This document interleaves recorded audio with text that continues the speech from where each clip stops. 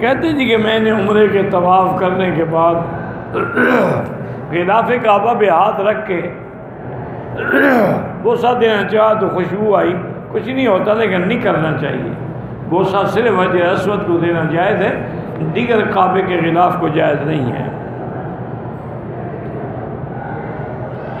والدین کے لیے طواف عمرہ کر سکتے، لیکن بعض علماء یہ شرط کرتے ہیں کہ اگر والدین فوت ہو گئے، لیکن اگر والدین زندہ ہیں اور معذور ہیں پھر بھی کر سکتے ہو۔ معذور نہیں ہے تو پھر اپنے لیے عمرہ کرو، بڑا آسان طریقہ ہے، عمرہ اپنے لیے کرو، نیت اپنی کرو۔ جب عمرے سے فارغ ہو جاؤ تو یا اللہ اس کا ثواب میری عبادت کو عطا کرو، اس میں کسی کا اختلاف بھی نہیں اور تمہارا مقصد بھی حل ہو جائے گا۔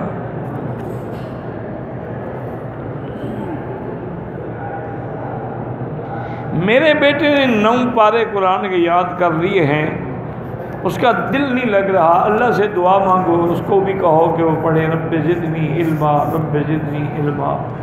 اور سب سے پہلی چیز یہ ہے کہ میری رائے یہ ہے کہ تم اس کو کسی ایسے استاد کے پاس منتقل کر دو جو بچوں کی نفسیات کو سمجھ کے پڑھاتا ہو۔ یہ ہمارے ہاں جو حافظ صاحبان ڈنڈے سے پڑھاتے ہیں نا، یہ ظلم۔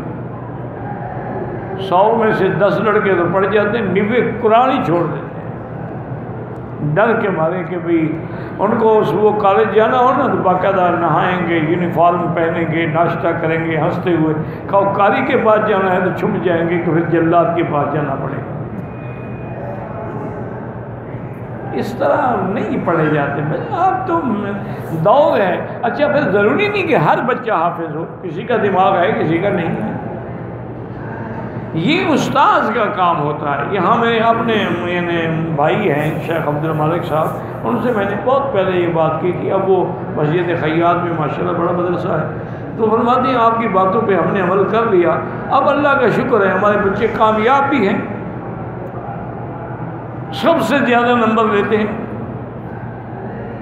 اور ہم اس کو پہلے 1 مہینے کے اندر ٹیسٹ میں اندازہ کر لیتے ہیں پڑھنا چاہتا ہے کہ نہیں چاہتا ہے، نفسیاتی طور پہ اس کے باپ کو بلا کے بھی بچے کو لے جاؤ، یہ نہیں پڑھ سکتا، وہ بھی پریشان نہیں ہوتے، انہوں نے کسی اور تعلیم میں لگا دیا۔ اب ڈنڈے مار مار کے پڑھاؤ گے تو کوئی کیا پڑھے گا؟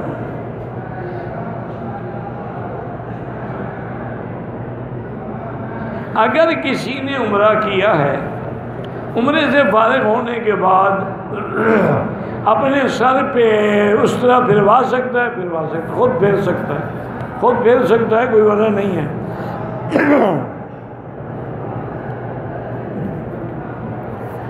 عمرے کا طواف کرتے ہوئے میں نے دایاں کندھا نکالنا تھا، اس کے بجائے بایاں نکال دیا، بہرحال ثواب سے معلوم ہو گئے، جرمانہ کوئی نہیں۔ اگر عمرہ صفا کی بجائے مروہ سے شروع کرے نہیں ہوگا، دم پڑ جائے گی۔ احرام کی حالت میں جو نمازیں آئیں گی بالکل ننگے سر پڑھیں گے کیونکہ آپ احرام میں ہیں۔ اگر جنازے میں تکبیریں رہ جائیں تو جب امام سلام پھیر لے تو آپ وہ تکبیریں جلدی جلدی پوری کر لیں، اللہ اکبر السلام علیکم ورحمۃ اللہ۔ وہ اس وقت نا دعا پڑھتے رہیں، میت قبرستان پہنچ جائے تو ہم کھڑے دعا مانگ رہے ہیں۔ آج کل تو جنازے بھی لمبے ہو گئے۔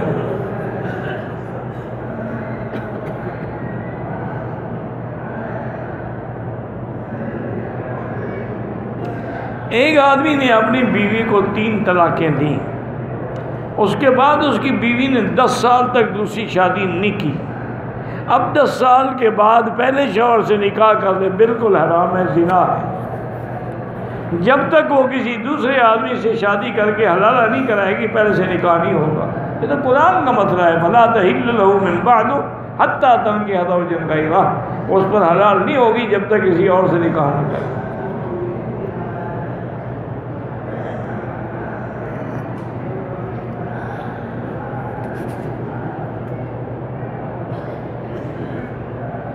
میری ٹانگیں معذور ہیں، پیشاب پخانہ بھی کنٹرول میں نہیں ہے، یورین بیگ لگایا ہوا ہے تو نماز پڑھتی ہوں، ٹھیک ہے، کوئی ایسی بات نہیں، اس کی نلکی کو ہاتھ رکھتا ہے، کوئی کچھ بھی نہیں ہوتا، آپ معذور ہیں، مجبور ہیں۔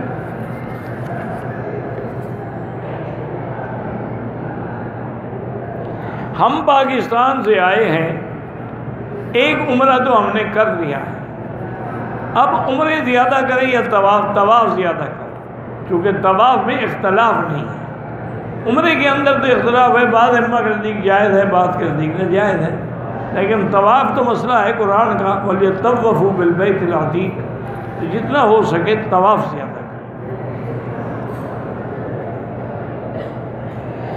الحمدللہ یہدینا و یہدیکم اللہ۔ کہتے ہیں جی کہ مجھے وظیفہ بتا دیں کہ اللہ مجھے ہر سال لے آئے۔ قرآن مجید میں ایک آیت ہے، ان الذی فرض علیک القرآن لرادک الی معاد، یہ آیت پڑھ کے ہر نماز کے بعد 7 دفعہ دعا کیا کریں۔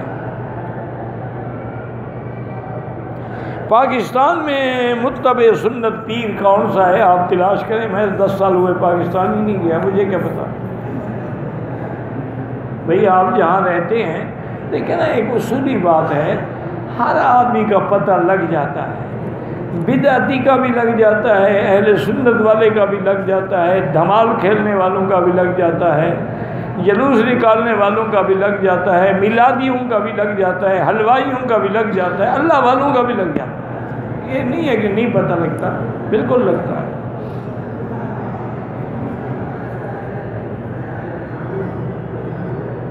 اگر میں بینک سے گاڑی لوں اور بینک بغیر سود کے آپ کو گاڑی دے پھر تو جائز ہے، سود لے تو حرام ہے۔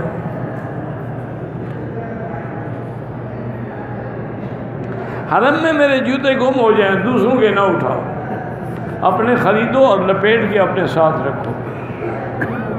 اسی لیے بزرگ پہلے کہتے تھے النعلین تحت العین، اپنے جوتے آنکھوں کے نیچے رکھو، پتہ لگے کہاں ہے۔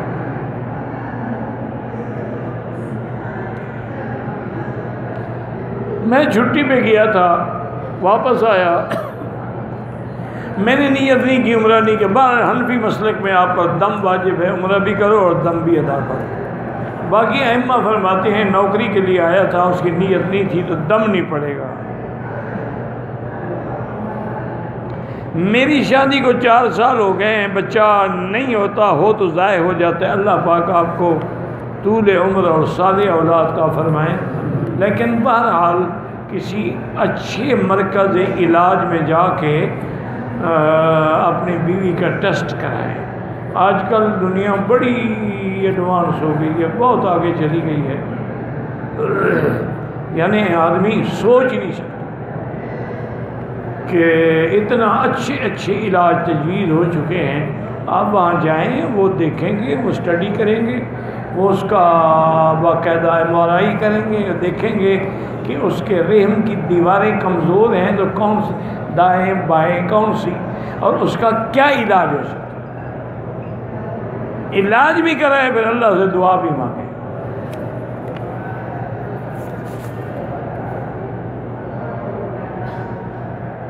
جتی گم ہو جائے تو کسی کی جتی نہ اٹھائے جناب۔ زمزم کو چائے میں ڈال لیں جی، کل شریف، میلاد شریف، ختم شریف، سب بدعت شریف۔ یار ایک موٹی بات یاد رکھو، تمہیں مولوی بکی کی ضرورت نہیں پڑے گی۔ جو کام قرآن میں نہ ہو، حدیث میں نہ ہو، حضور پاک نے نہیں کیا، صحابہ نے نہیں کیا، بدعت، بس اتنا دعا کر، اللہ نے بھی تمہیں دیا ہے۔ بھی کیا میلاد ابو بکر نے منایا، حضرت عمر نے، حضرت عثمان نے، حضرت علی نے، آل بیت رسول نے، حسن حسین نے، کسی نے منایا ہے، ٹھیک ہے ہم بھی تمہارے ساتھ ہیں، نہیں منایا تو بدعت ہے، بس جھگڑے کی ضرورت ہی نہیں۔ اذان سے پہلے صلاۃ والسلام میں بھی حضرت بلال پڑھتے تھے، ٹھیک ہے ہم بھی پڑھیں گے، نہیں پڑھتے تھے بدعت ہے۔ یہ کون سا مشکل مسئلہ ہے؟ سمجھ میں نکتہ ہے، توحید آ تو سکتا ہے، تیرے دماغ میں بت خانہ ہو تو کیا کہیں، ورنہ کس کو سمجھ نہیں آتا۔ طواف میں ذکر اونچی آواز سے کریں نہیں، تاکہ دوسروں کا طواف خراب نہ ہو۔ عورتیں نماز جنازہ پڑھ سکتی ہیں؟ ہاں پڑھ سکتی ہیں، موجود ہوں تو پڑھ سکتی ہیں، جنازہ پڑھنے کے لیے ہوٹل سے نہیں آ سکتی۔ عمرے کرنے سے حج فرض نہیں ہوتا۔ کہتے کہ جہاں کے ائمہ بہرحال یہ امام احمد بن حنبل رحمۃ اللہ علیہ کے قول پہ عمل فرماتے ہیں، اور امام احمد بن حنبل رحمۃ اللہ علیہ مسئلہ حیات میں انبیاء کی حیات کے قائل ہیں۔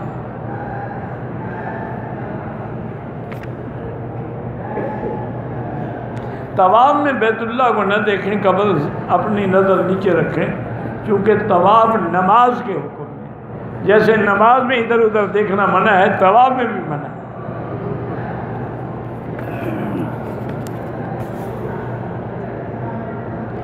عورت حیض کی حالت میں عمرہ نہیں کر سکتی ہے، 4 دن کے بعد واپسی ہے تو ٹکٹ مؤخر کرا لیں، 100 ریال لیں گے، تاریخ بدل دیں گے، پاک ہو کے عمرہ کر کے چلی جائیں۔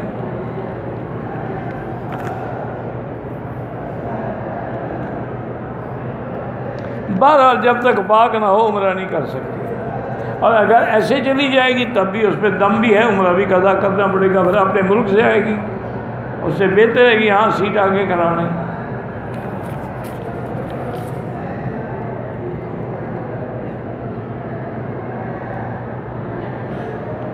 کندھوں پہ بوجھ ہوتا ہے، بعض عامل کہتے ہیں جادو ہے، بھئی میں تو عامل ہوں نہیں، نہ مجھے پتہ لگتا ہے۔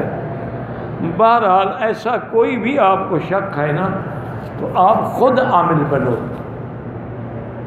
ان عاملوں کے چکر میں نہ پڑو جو کھانے پینے کے لیے دکانیں لگا کے بیٹھے ہوئے ہیں۔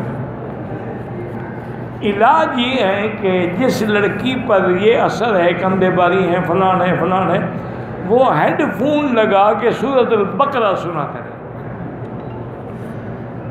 فون میں آپ فیڈ کر دیں سورۃ البقرہ، ضروری نہیں کہ ایک دن میں سن لیں، تھوڑی تھوڑی سنیں، روز سنیں، آدھی سنیں، چوتھا حصہ سنیں، 11 دن سنتی رہے کہ جادو ہے، جن ہے، جو بلا ہے وہ بھاگ جائے گی۔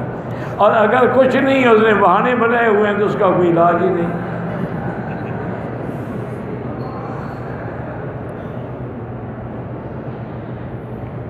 عذاب روح کو ہوگی یا جسم کو، دونوں کو ہوگی۔ فتوعاد روح ہو بھی جسد ہی، روح کا تعلق جوڑ دیا جاتا ہے، لیکن قاعدہ یہ ہے کہ دنیا میں فیصلہ جو ہے وہ جسد پہ ہوگا لیکن روح متاثر ہوگی۔ چور کا ہاتھ کاٹا جائے گا، اب فیصلہ تو ہاتھ پہ ہے لیکن اس کے اندر جو روح ہے وہ بھی متاثر ہوتی ہے۔ مرنے کے بعد عذاب جو روح کو ہوگا لیکن جسد بھی متاثر ہوگا۔ یہاں ہمیں روح نظر نہیں آتی، وہاں ہمیں چاہے جسد نظر نہ آئے۔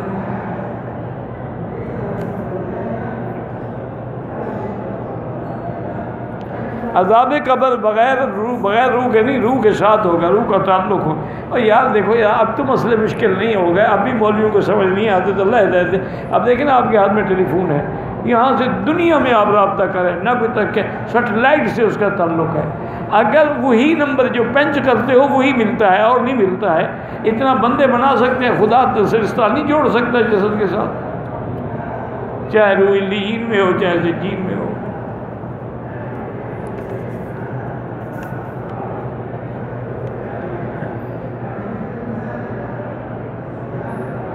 حجر میں حجر اسود سے شروع کر کے حجر اسود ختم کرنا ایک چکر ہے، یہ طواف نہیں کہتے اس کو، 7 چکر کرو کہ پھر طواف ہوگا۔ اگر طواف سے آ کر عمرہ نہ کیا طائف سے، تو بالکل آپ کو عمرہ کرنا پڑے گا، طائف میقات ہے، دوبارہ چلے جائیں عمرہ کر لیں۔ حضرت حسین عراق کیوں گئے تھے؟ انہوں نے بلایا تھا کہ ہم بیعت کریں گے۔ مرنے کے بعد جو عالم ہے وہ برزخ ہے۔ طواف کے دوران حجر اسود کو اشارہ کرنا بھول جائیں، کوئی حال نہیں۔ جو داڑھی منڈاتا ہے اس کو امام نہ بنائے، وہ فاسق فاجر ہو جاتا ہے۔ پہلی دفعہ منڈانا جو ہے وہ گناہ ہے صغیرہ، لیکن بار بار جب منڈائے گا تو گناہ ہے کبیرہ۔ لا صغیرۃ مع الاصرار ولا کبیرۃ مع الاستغفار۔ صرف صفا مروہ کی سعی کرنا جائز ہی نہیں۔ صفا مروہ کی سعی عمرے میں ہوتی ہے یا حج میں؟ فمن حج البیت او اعتمر فلا جناح علیہ ان یتقوا۔ اگر پاؤں میں درد کی وجہ سائی کے موزے پہنے، طواف میں بھی کوئی حرج نہیں، بس احرام میں نہ پہنو، آگے پیچھے پہنو۔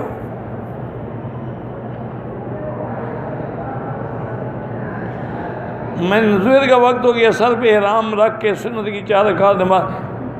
بہرحال آپ کو سر پہ کپڑا نہیں رکھنا چاہیے تھا احرام میں، سنت پڑھو یا فرض پڑھو، لیکن رکھ لیا، کوئی دم شم نہیں، کچھ نہیں ہے۔ کہتے جی کہ حلال عورت پہ کیوں ہے؟ جرم تو مرد نے کیا کہ اس نے 3 طلاقیں دی، تو حلالے کی سزا جو ہے وہ عورت کیوں کاٹے؟ اس کی وجہ یہ ہے کہ اللہ چاہتے ہیں کہ اس بدبخت کے گھر میں یہ دوبارہ نہ جائے، جس نے پہلے 3 گولیاں ماری ہیں پھر وہی مرنے کے لیے جا رہی ہو۔ لا يلدغ المؤمن من جحر واحد مرتين، مومن ایک بل سے 2 دفعہ نہیں ڈسا چاہتا۔ اسلام اس کو روکنا چاہتا ہے بدبخت اس کے گھر میں نہ جاؤ، اگر مرنا چاہتی ہو چلو پہلے دوسری شادی کرو تاکہ اس کے ساتھ دل لگ جائے پھر بچ جائے۔ وہ تو تم جانا چاہتی ہو، اس لیے سزا نہیں ہے، وہ تمہارے منشے کی مطابق فیصلہ ہے، تم نہ جاؤ تو کوئی حلالہ نہیں، یہ تو تمہارا قصور ہے۔ اس نے 3 طلاقیں دی ہیں، آپ کو 1 گولی سے بھی تو بندہ مر سکتا ہے، 3 مارنی ضروری تھی۔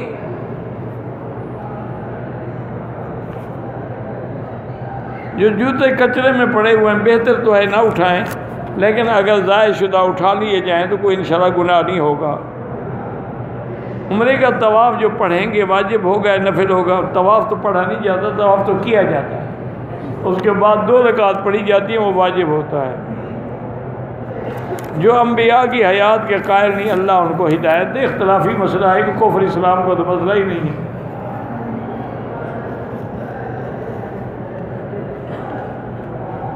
کہتے ہیں ہمارے ملک میں تبلیغی جماعت والے آتے ہیں، بعض لوگ کہتے ہیں کہ حدیث میں ہے کہ بعض لوگ سر منڈائیں گے، گردنیں موٹی ہوں گی، منافق ہوں گے، اس سے مراد تبلیغ والے تو نہیں ہو سکتے، کہنے والے ہو سکتے ہیں۔ ویسے ہی یاد رکھو، تبلیغ والوں کی گردنیں بھی ناپو اور حلوے والے پیروں کی بھی ناپو، دیکھو کس کی زیادہ بڑی ہے،